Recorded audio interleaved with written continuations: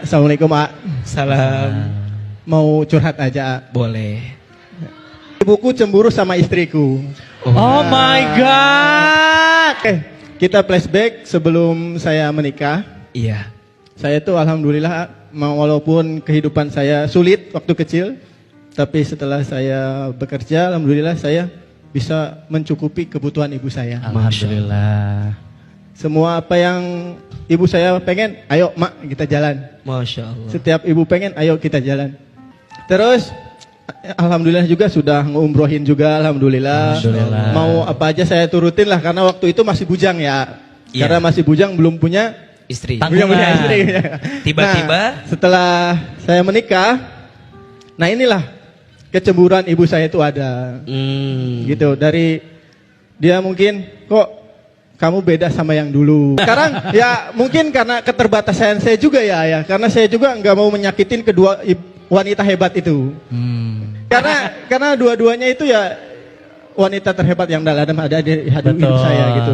Saya nggak mau menyakitinya. Kenapa? Karena dari perjalanan ini ibu saya cemburu tuh karena sekarang mau apa?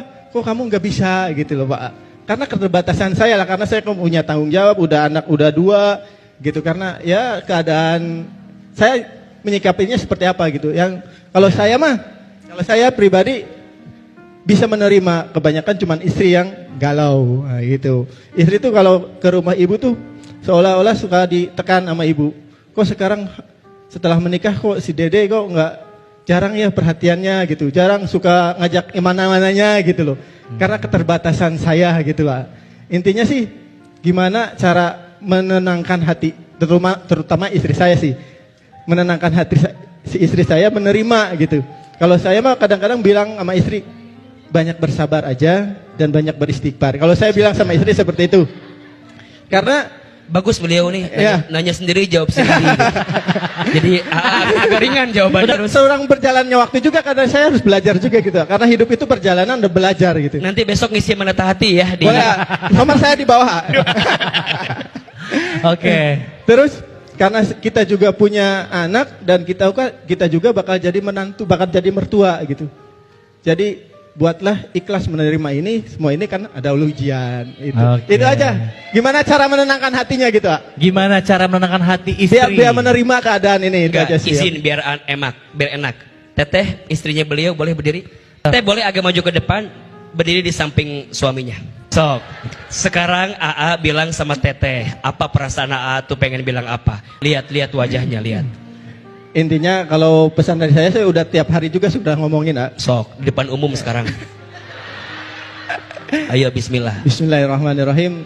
Mungkin ini qadarullah, kita disaksikan oleh ribuan umat, dan tetap terima keadaan, jangan banyak ngeluh, semua itu adalah ujian. Terus bertawakal kepada Allah, banyak-banyak beristighfar.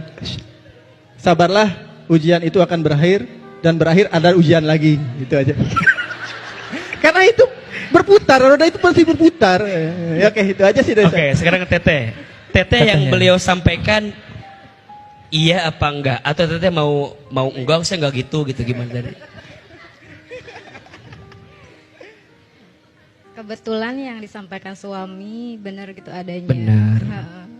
Kadang suka ngerasa menantu paling durhaka ya, karena setiap beliau ada masalah pasti imbasnya ke saya gitu. Walaupun saya nggak pernah ngomong ya, soalnya saya udah ngerasa mertua saya pencemburu. Dari semenjak itu saya mulai nggak terlalu banyak bicara sih. Kalau ketemu juga ya ngobrol sewajarnya aja. Sekarang Teteh mau bilang apa ke si AA? Kalau saya sebagai istri ya, kadang beliau tuh ngomong saat suami juga ada. Di saat itu paling enggak pengen apa ya, ngerasa Dibela. saya tuh dibela gitu. Betul. Kadang kan suami tuh diem aja mungkin bingung. Tapi saya juga sih kembali mikir kalau mungkin beliau juga kan nggak enak juga sama ibunya gitu. Masya Allah. Baik, izin ya. Sampai kapanpun anak laki-laki itu milik ibunya. Tapi ibu yang baik akan mengajarkan anak laki-lakinya untuk sayang dan cinta sama istrinya. Maka pada akhirnya tidak ada perbandingan antara ibu dan istri. Karena keduanya adalah pintu kebaikan yang Allah siapkan dalam kehidupan kita. Sebagai anak laki-laki, kita harus berbakti kepada ibu kita.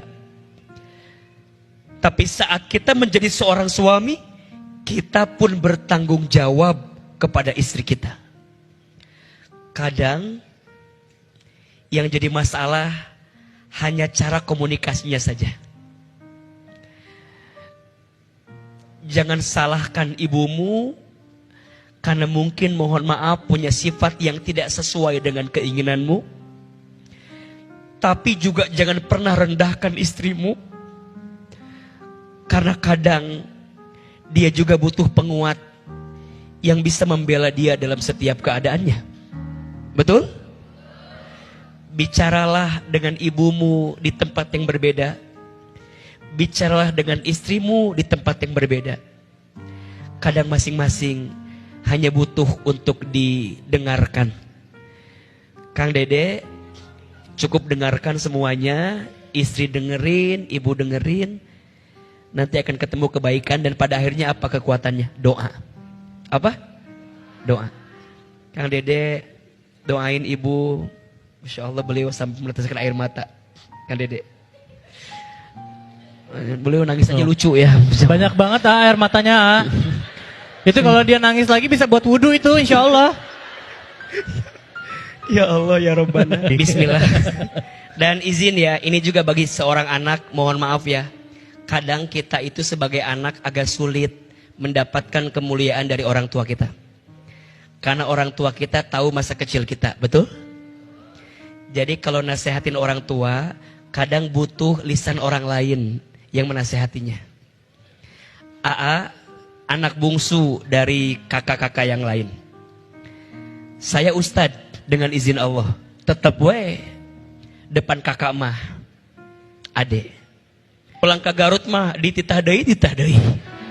Man, nyokot ieu. Ustad, teu bisa. Tetap Jadi sampai kapanpun kita adalah anak dari orang tua kita, betul? Sampai kapanpun kita adik dari kakak-kakak kita. Sampai kapanpun kita murid dari guru-guru kita. Maka tempatkan dirimu pada tempat yang seharusnya. Kang Dede jangan nasehatin mama karena mama merasa punya segalanya. Kita nggak mungkin jadi begini kalau nggak ada ibu kita. Betul? Teteh juga jangan cemburu sama ibu. Sekarang bagi-bagi aja, mungkin mama Kang Dede tuh merasa kehilangan kali. Bagi-bagi Kang Dede. Tidak akan miskin seorang anak yang membahagiakan orang tua. Semoga terjawab ya Adede ya. Kita berikan tepuk tangan sekali lagi dong untuk Adede dan juga istri, luar biasa ya. Semangat.